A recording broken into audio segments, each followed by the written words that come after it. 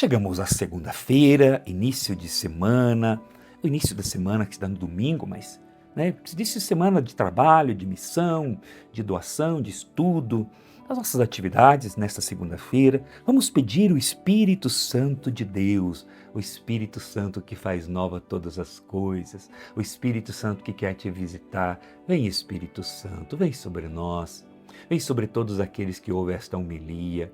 Vem sobre todos aqueles que estão aqui no canal do YouTube, da nossa paróquia, Nossa Senhora da Conceição Butiatuvinha, também do Padre João Pula, que aqueles que nos acompanham também nos ouvem pela rádio. Vem Espírito Santo, vem sobre nós, vem avivar, vem transformar, vem revitalizar. Precisamos de Ti, Senhor, precisamos da Tua graça, precisamos do Teu poder para iniciarmos bem esta semana. E hoje vamos meditar o Evangelho de João, capítulo 15, do 26 ao 16, também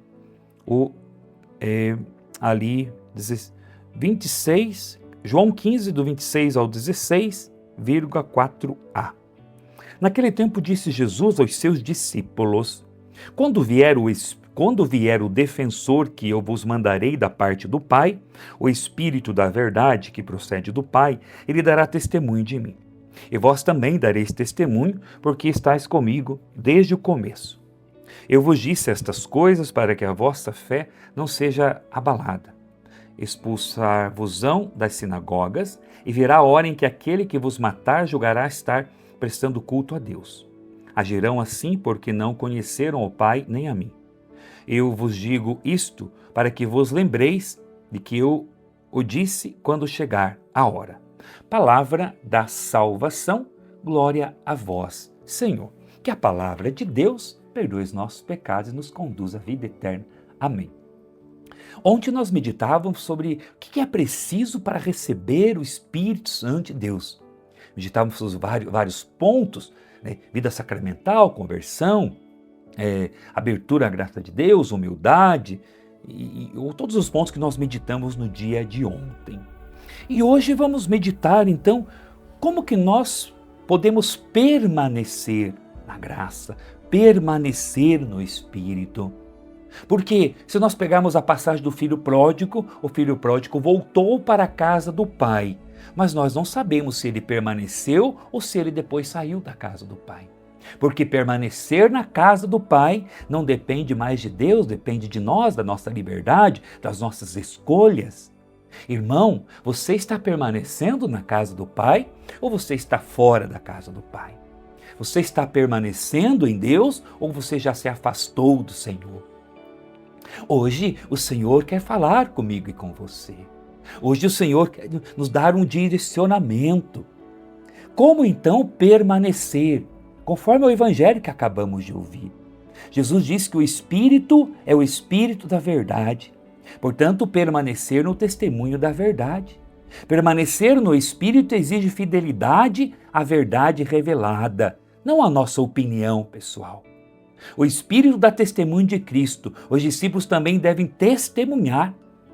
E aqui é um ponto decisivo. Quem distorce a verdade rompe a sintonia com o Espírito. Quem distorce a verdade rompe a sintonia com o Espírito. Santo Irineu de Lyon afirmava: onde está a verdade apostólica, ali está o Espírito. Portanto, irmão e irmã, permanecer na doutrina, na fé, nos mandamentos da lei de Deus, permanecer na palavra, na nossa doutrina, é permanecer também na verdade, é permanecer na graça de Deus. Então, primeiro ponto, permanecer no testemunho da verdade. Segundo ponto, não se escandalizar diante das perseguições. João 16:2, expulsar-vos-ão das sinagogas.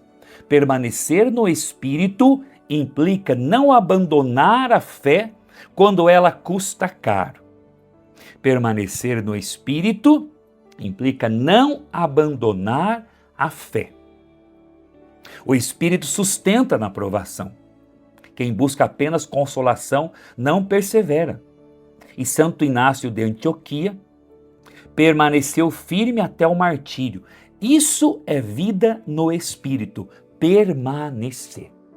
Como diz o ditado, daqui não sai, daqui ninguém me tira. Pode vir a provação, pode vir a tentação, pode vir as falas, pode vir as críticas, mas eu sei em quem coloquei a minha confiança. A minha confiança está no Deus da vida. Portanto, irmão e irmã, como permanecer? Ou melhor, permanecer e também não se escandalizar diante das perseguições. Primeiro ponto é permanecer no testemunho da verdade. Segundo ponto, não se escandalizar diante das perseguições. O terceiro ponto, viver na consciência da presença invisível de Cristo. João 16,7, é melhor para vós que eu vá. Permanecer no Espírito é aprender a viver sem depender do visível.